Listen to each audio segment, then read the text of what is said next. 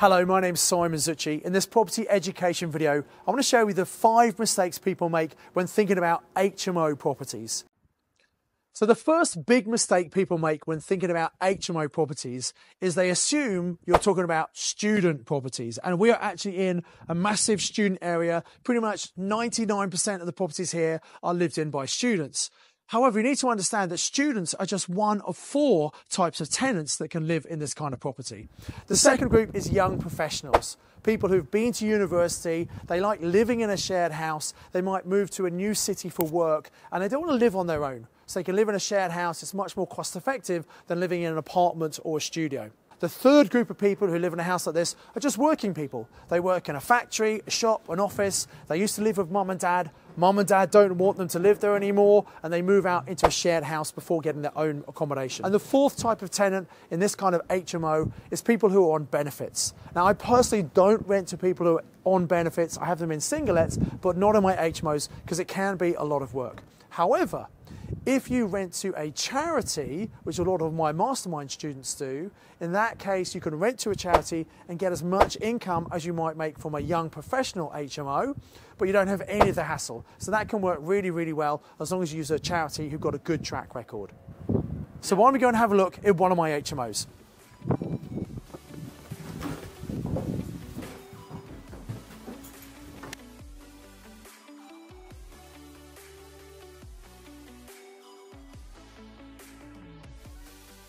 So the second mistake people make when doing HMO properties is they make them very average properties, and don't do that. Most HMOs have magnolia walls, they have the same boring furniture. What I encourage you to do, if you're going to do HMOs, you must make them high-end co-living HMOs. So the concept is you use design, colours, use feature walls. You want to make it look and feel like a home. And also you want to have this community, so you have an area that's big enough for everyone in the house to sit around and eat together, because that's the difference between an HMO, where you might just have a room and a house, and co-living, where people are literally living together, and when they become friends and they get a community, they don't want to leave. So not only do you have tenants for longer, but because it's a nice property, they pay you more rent.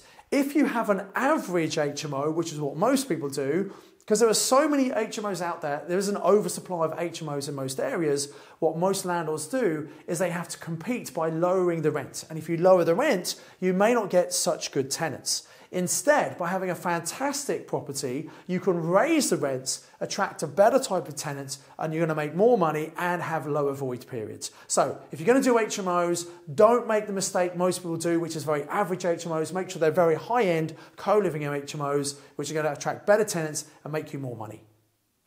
So common mistake number 3 when people are thinking about HMOs is they assume that HMOs are an advanced strategy that only experienced investors should do. They think if I'm a beginner or new to property, there's no way I can start with an HMO. And I think that's a big mistake.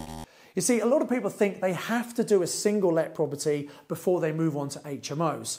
Well, actually, I think that's a shame because it's a waste of money, time and effort. If you tie up a whole load of money in a single let property that is not going to give you a big cash flow, why would you want to do that? Where instead, with a little bit of knowledge, you can learn how to buy a nice property like this that's going to make you a lot more cash flow and give you a much better return on investment. So don't think that if you're new to property, you can't do HMOs. Now, there are some lenders who want to have some experience. But what you can often do is you buy a property, you renovate it, you need to do that on bridging finance, you operate it as an HMO for 6 or 9 months, and then you get a normal HMO mortgage. What that means is you can then repay the bridging, and also you've then had enough experience to get the HMO mortgage. There are also some lenders that will give you an HMO even if you're completely new to property investing. So don't make that big mistake. Once you know what you're doing, you can absolutely make your first and next property a highly profitable HMO.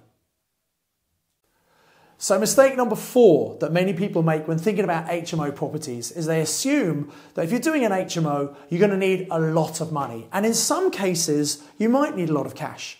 If you're buying a property in the first place, you might do a back to bricks refurb, spending a huge amount of money making it into an amazing co-living HMO. That can be an expensive project. So how do you do it if you don't have a lot of money? Well, there are a number of different things I want to talk about. First of all, Remember, an HMO is a very profitable project. It makes lots and lots of money. And if it makes lots of money, it means maybe you can attract someone else to put the money into the property if you're doing a big refurb. Now that can be on a private loan basis where you pay them interest, or it could be a joint venture basis where they leave their money in, you do all the work, and you share the cash flow and the potential equity growth from the property. So if you do need a lot of money in a property, you can use other people's. Or you could use the BRR strategy, otherwise known as momentum investing, where you buy a property at a discount, you spend a certain amount of money refurbing it, but you increase the value far more than the money you spent. You then remortgage the property based on the new higher value, and hopefully the mortgage you get is enough to pay back the original finance and all the money put into the deal.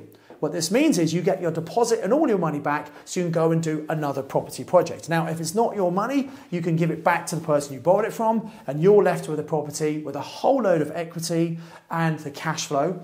Or if it's your money, you can just go and do another project. That's how you quickly build up a portfolio, by doing multiple projects, recycling the same deposit.